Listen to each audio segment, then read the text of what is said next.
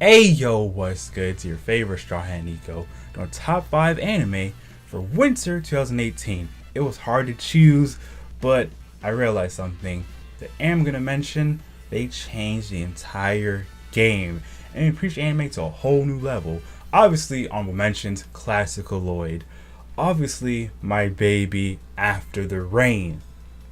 But hey, if you've seen other videos, you know which ones I enjoyed this season. If I didn't talk about it, I probably saw the memes and care for the rest. But let's get into the bad boy. At number 5, Hataka Tone Kotsu Ramen. Now the reason why this one's number 5, it is good, but it's one of those shows where it didn't do anything groundbreaking if you ask me. The whole plot is our main character Lin is a hitman, not by choice, but to pay off his debt. And then by episode 2, his sister is killed. Then we learn as time progresses, his past is going to catch up to him. And the thing is, his best friend is somehow alive and hunting him. And it's getting wild. And all the hitmen in the show, they're somehow tied to some past. Where it's like, if they could, they would stop being hitmen, but they can't. They're in too deep. Whether it be some political figure motivating them, whether it be they owe somebody money in the past, whether it be they know too much about organization. Just someone always has them in this position where it's like, they have to do these jobs to get money. They have to do what they do because there's no other choice. And yes, you could say, why don't you just walk away, leave the town? Nah, if it was that easy, everyone would do it. But the way that whole show went about things, it's number 5 because if it started with, okay, it's all about Lin, boom, it would have been easily number 2 or 3. But no, at first it was like Lin, then we learned everybody else. And it's always like, we're seeing all these different organizations and all these criminals interact. But there's no clear, like, this side is right, this side is wrong. It's kind of like ambiguous. So yeah, that's why it's number 5. It has good opening, has a fire ending. It's beautiful, caught my attention, but it's not the best thing I've seen all season. Number 4, oh my goodness, Takanumi. It's one of those slice of life anime where you can just sit back, you know, open up your notepad, learn from it, but you can't take it like 100% seriously. In Takanumi, the main character, Michiru, she works in sales and she lives in this all-girls house with her other girls. 2 girls are sisters, a blondie and a brunette.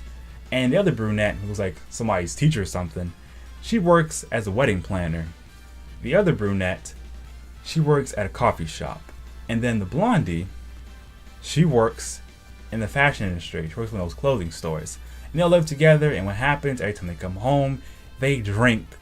And they talk about the stuff that pairs up with the drink, the kind of food you can eat, how the drink originated. It's pretty interesting. It's like one of those shows you watch if you just want to know new combinations to have with your beer, or learn about new types of beers, something like that. It's supposed to be sometimes comedic, but the jokes don't really hit for me, because it's just like, imagine if The Office was an anime. That's the best way I can describe it. And then everyone in the office is mostly female. That's like the main cast. That's Takanumi in a nutshell. It's not bad. I love the opening. I skipped in every time, but it's not the best thing ever, but it's not the worst thing ever. It's like a solid C+ or B, if you ask me. But it's number 4 for a reason. It's only good if you like slice of life, and you can get past sometimes them just doing social awkward things for the sake of enjoying it. Number 3, but a lot of people say it's number 1 this season, Yuru Camp. Our Yuru Camp, it's all about camping, and every episode they teach you the do's and don'ts of camping. I like the way they explain it, and at the end it tells you, oh, here's a camping tip, and they tell you about cool camping sites, what kind of tents to get, and everything in between. The whole cast are like in high school now, like freshmen, and the cool thing is they have like a outdoors club, and the main character is like a ball of sunshine. All she wants to do is have fun, eat cool stuff, camp, take pictures. That's her whole day. Pretty cool. And then sometimes you see the other girl, her name is Rin. She just camps by herself for the most part, but she's learning because of the main character, hey, I don't always have to camp alone. I can appreciate somebody's company.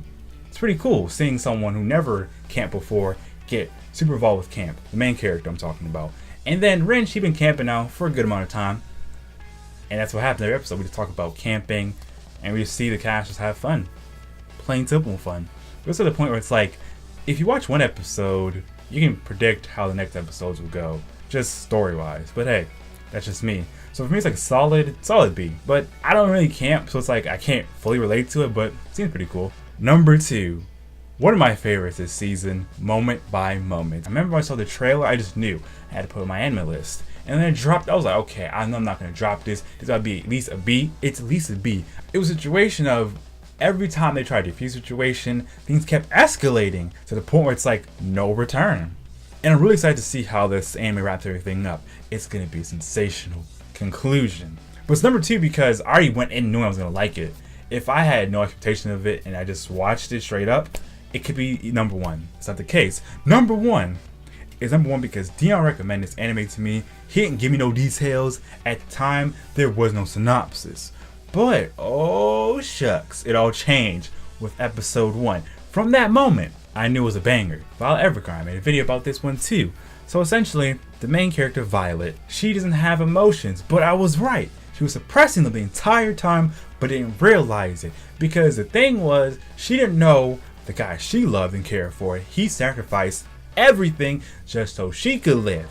But at the time, that was not her track of thought. She was just thinking, oh, she passed out.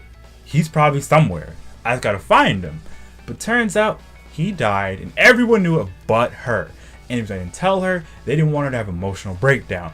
But after she found out, that's exactly what happened. She had an emotional breakdown and was saying she don't got a right to live. But then, at the same time, came full circle. The current mayor, who was supposed to be her sergeant or colonel, if you will, he was like, look, I did say, some stuff I shouldn't have said to you. I could have told you, but I knew this was going to happen.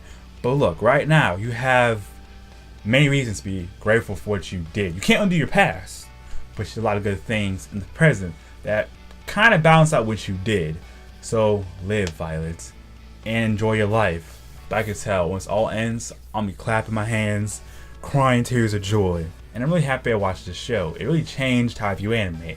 Now I can really appreciate slice of life more. I just want every anime I watch to make me feel something and hold my attention. If more shows can do that, they can easily all be Violet Evergarden. They don't have to be beautiful. You just gotta hold my attention with a good story and go somewhere. That's all I ask for. But enough from you guys. What is your top 5 anime for winter 2018? Except for spring season, what's on your list? I'm curious to find out. If you could renumber my list, what would you change and why? Let me find out in the comment section below. That's all I want to say today, so do your boy a favor. King Kong on the like button. Subscribe to my Straw Hat Fleet if you like what you see and want more stuff like this. Join your favorite social medias. Follow me on Twitter. Join my Discord. Follow me on Twitch if you want more content from me. I've been streaming there periodically. I lie often. But hey, I can say so much more, but my crew needs me.